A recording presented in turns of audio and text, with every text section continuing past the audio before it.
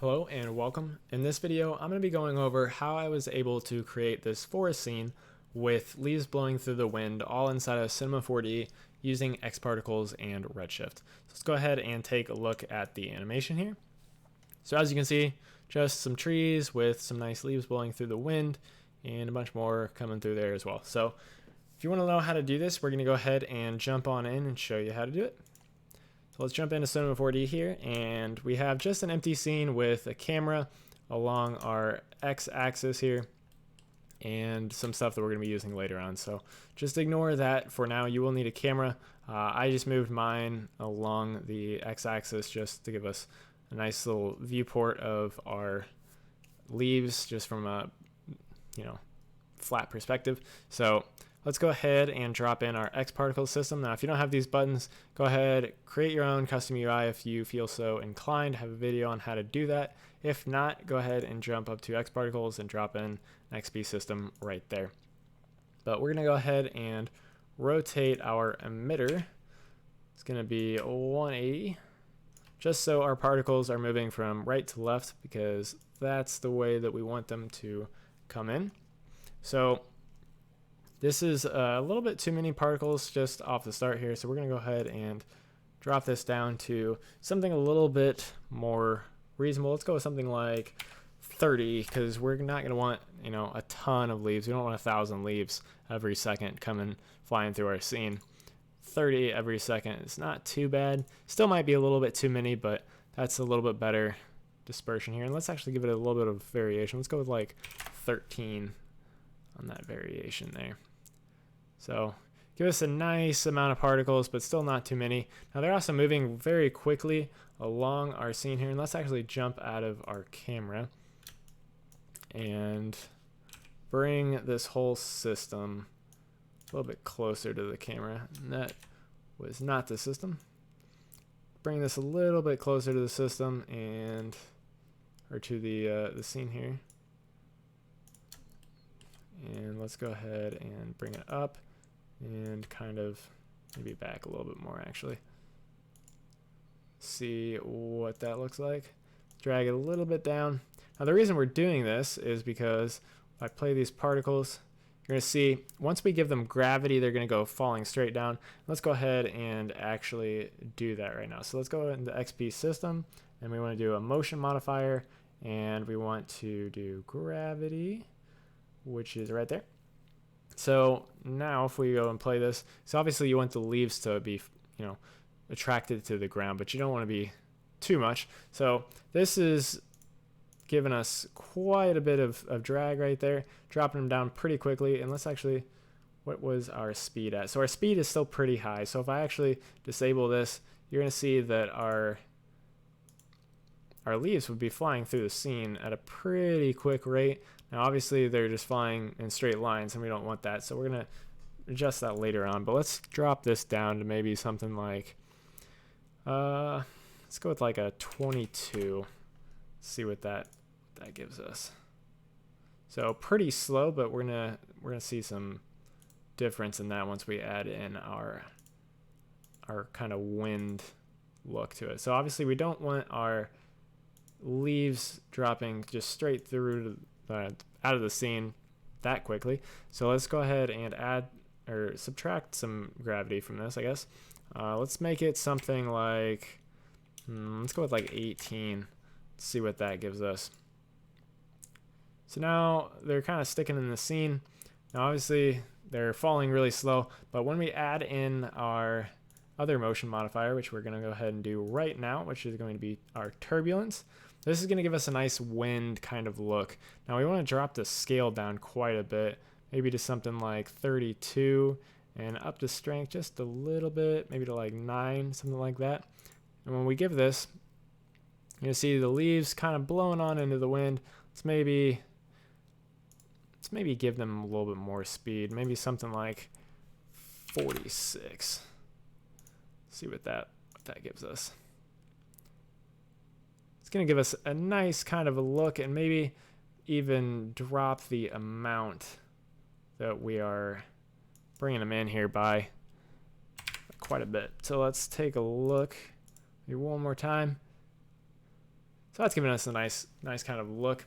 Now we want to have some scale in our scene. So I have in this null, I have hidden our leaf that we're going to be using, which is right there, our landscape and our tree for scale. So if I bring this in, you can be able to see that I have all of this in here.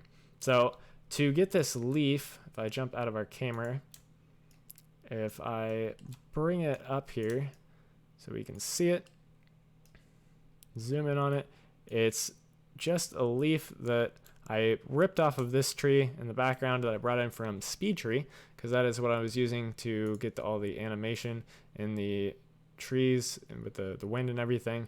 And it's super quick and easy and looks really nice. So definitely recommend using SpeedTree, but you can use whatever you want.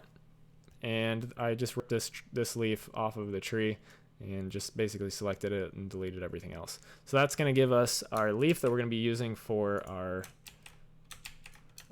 animation here for all of these particles.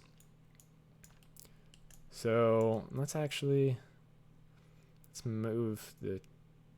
with the system maybe a little bit forward. So it's kind of in front of the tree, off to the side a little bit. Yeah, something like that. So now if we want our particles to actually render in Redshift, make sure you have your Redshift as the renderer that you have selected. And we're going to go to our emitter here, right click and add a Redshift tag, Redshift object tag, and set this mode to custom objects. And then we can just drop in our leaf on into there. And now if I play through this, you're going to see, if we can see some of our leaves here, let's just disable our landscape from the render and everything, just so we can see our leaves. You're going to see that we have, my computer doesn't die, we have our leaves actually being rendered now. Kind of small right now, so let's go ahead. I'm going to up this scale just a little bit, maybe something like 2, and let's take a look again and see what it's going to give us. And that's a little bit better. Definitely looks like the leaves are a little bit closer to the screen, or to the camera's eyes, and a little bit more realistic looking. So that's exactly what we want. Now obviously we don't want our leaves just kind of floating through the landscape here. So what we're going to do is add a collider tag to our landscape. So go to the landscape, select it, and go to Xparticles tag, and go down to XP collider. So now if we play back through this, you're going to see, actually before we do that, make sure you disable the bounce here, because we don't want our leaves bouncing off. But we do with a little bit of friction, because as objects hit each other, they're going to slow down a little bit. So we want the friction to be kind of in there, and let's add some variation into that too. And now if we play this, you're going to notice our leaves kind of hit and they bounce off and they kick up and they fly around the scene more, and that's kind of exactly what we want.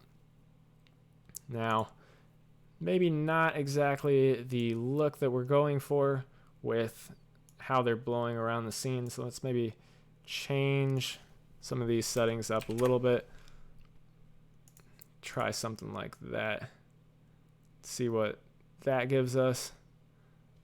Now if you notice in real life how leaves kind of bounce around, and they do kind of swirl around a little bit and kind of go back the direction that they came from. So it's not necessarily a bad thing that we're getting all of these particles flying backwards. So we'll just we'll stick with that. It's not too bad of a look there, and it's kind of close to what we want. So let's go ahead and add our spin in here, because if you notice, let's go ahead and look at this. If you notice, when I render this out, all of our leaves are going to be facing the same direction. They look the exact same, and that's obviously not what we want. So we want to go into our emitter and go to the extended data tab, and then enable this rotation in the general data part of that. So we want to set this to something like, I'm going to use random for the video, but you could set it to, kind of whatever you want. Random is just going to give us a random rotation to start off with for every single particle. You don't want to have them facing the camera or facing an object. I don't know about up vector, but probably don't want that either. But You want to set this probably to something like random. That way they just start off all varied somewhat.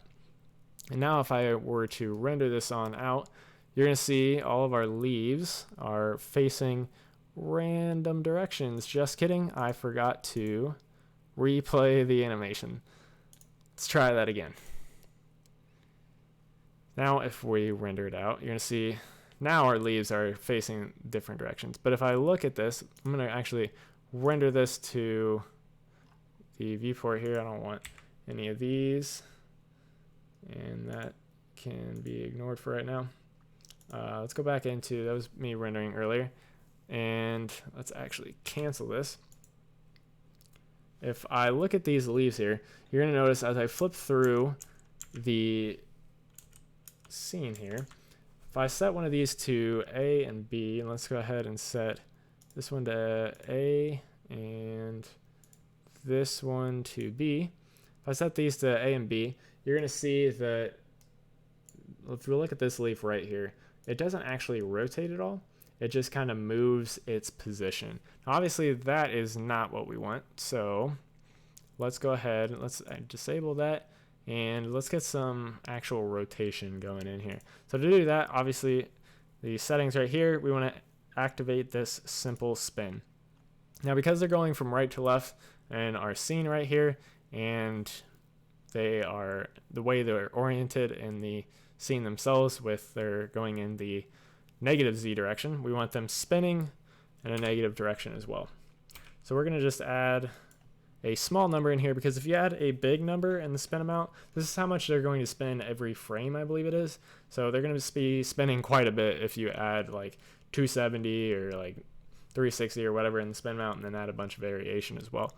So we want to set this to something low, maybe something like this, and then we'll add a little bit of variation as well. Do like a 1, let's actually go 2, a 3, and a 1. And this variation, you obviously don't want to set high as well, because it's going to have the same effect as the spin amount, just it's going to vary a little bit. So if you have like a 360 degree variation in the spin amount for this axis right here, it's going to go from anywhere from -3 to -363 degrees to 363 or 357 degrees, I guess it would be. So it's going to vary quite drastically, and it's just going to look like it's spinning at 1,000,000 miles an hour, and we don't want that. So now if I render some of this back out, you're going to notice that they're actually spinning how we want them to be. And actually, no, they're not, because actually they might be. Are they? I think I forgot to replay the animation, and it looks like, it does kind of look like they're spinning though. So we might be okay. Nope, definitely not. So let's go ahead, let's just delete that, and drop back in here and replay our animation. And now we have the ability to kind of render this out, and we're going to see our spin in this. So you don't want, obviously, leaves flying 1,000,000 miles an hour through your scene, and you don't want them spinning 1,000,000 miles an hour through your scene either. So you're going to just have to play around with these settings, get them to whatever, works best for the scene that you're in, whatever scale you have your scene set in, and just kind of play around with it. Set your render settings super low, and see what it looks like. Definitely would recommend maybe even getting rid of all the trees if you have your trees set up and your trees and grass, and just go with like the bare minimum with something like this, where you have just your landscape and maybe a tree for scale.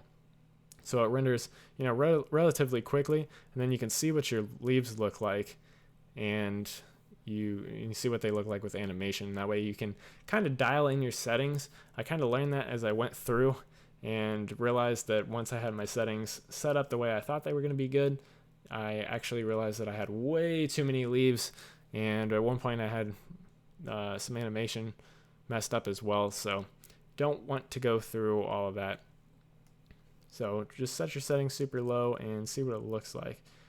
as you go. So if we play through this as it renders here, you're gonna see we kind of got some really slow rotation going. It's only obviously a second long here, so not a whole lot going through. But we do maybe want some more speed, so just you'll have to kind of play around with it, and maybe I'd say probably set up the emitter and add in some more speed, maybe just something like, I don't know, and let's go like 89, see what that kind of gives us.